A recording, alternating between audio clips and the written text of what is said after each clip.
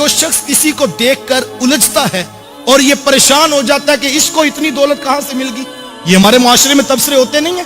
वो कहते जी हम तो 30 साल हो गए कारोबार करते हुए, हमारा तो 5 मरले के मकान है, ये कल का नौजवान मार्केट में आया है तो इसने कैसे डिफेंस में प्लाट लेकर घर बना लिया। और मियां प्लाट जो है वो नौकरियों से तो नहीं मिलते, प्लाट जो है वो कारोबार से तो नहीं मिलते, प्लाट तो बंदा 120 दिन का मां के पेट में होता है, एक फरिश्ता आता है उसके हिस्से के सारे प्लाट लिख के चला जाता है। तो जिस रब ने लिखे हैं उसने तो अता करने हैं।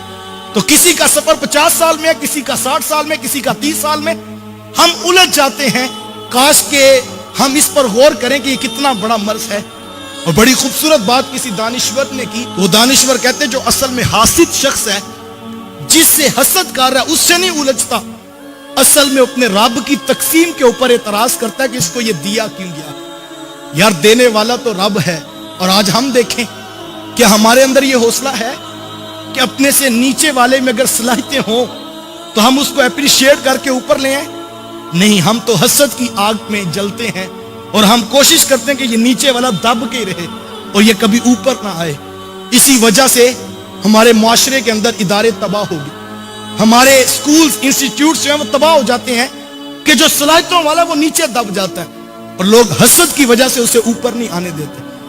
मैंने अपने बचपन के अंदर एक मदरसे को उजड़ते हुए देखा है और उसकी बुनियादी एक वजह यही थी कि जो बड़े असातिज़ा वहां पर मौजूद थे, अल्लाह ने एक नौजवान को जो 30 साल की उम्र के थे तो उनको इल्म का नूर भी दिया, ज़ुहद और तकवा भी रब ने उनको अता किया और अल्हम्दुलिल्लाह वो मुफ्ती भी बन गए, हाफिज़े कुरान भी थे, कारी कुरान भी थे।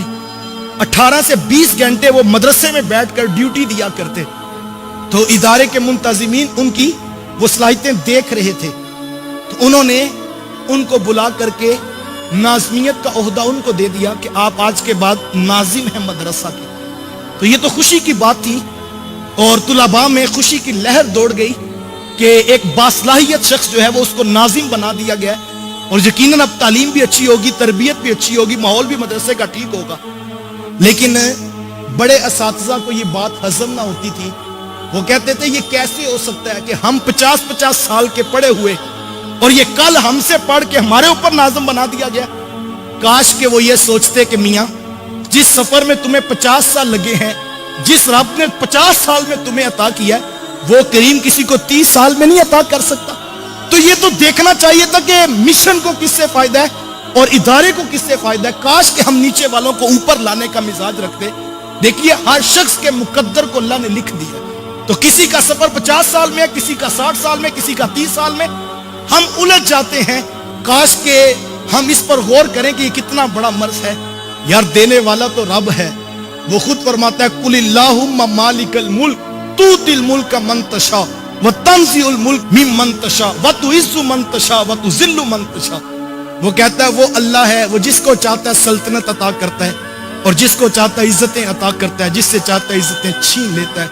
साहिब अगर मन तशा का मफहूम समझ आ जाए तो फिर इंसान अपने भाई से उलझ नहीं सकता। साहिब लोगों के साथ मुकाबला नहीं है, अपनी जिंदगी को औरों की तरफ देखकर बेचैन न कीजिए। अपने अंदर जो अल्लाह ने नेमतें दी हैं, जो सलाहियतें मुयस्सर हैं, उनके ऊपर गौर करें और ये हसद की बीमारी से निकलने की कोशिश करें। कहीं ऐसा ना हो कि हसद आपकी नेकियों को चाट जाए, नेकियों को खा जाए और फिर पता लगे कल क़यामत के दिन कि जो नेकियां की थी वो भी नामा अमाल में नहीं निकली हैं।